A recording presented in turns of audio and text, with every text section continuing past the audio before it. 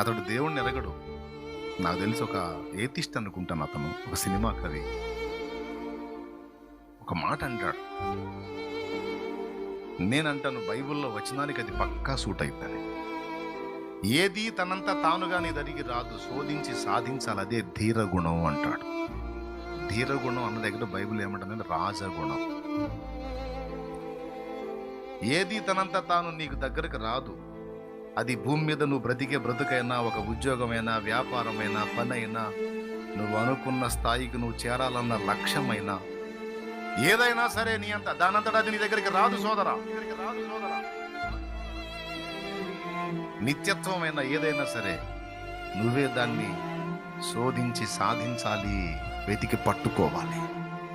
అయితే ఇక్కడ దేవుడు మనకు చూపిన కృప ఏంటంటే, అలా వెతకడానికి నువ్వు ఇష్టపడితే, అలా సాధించడానికి నడుము గడితే నీకు తోడుగా ఉండి ఆయనే నీకు కృపనిస్తాడు.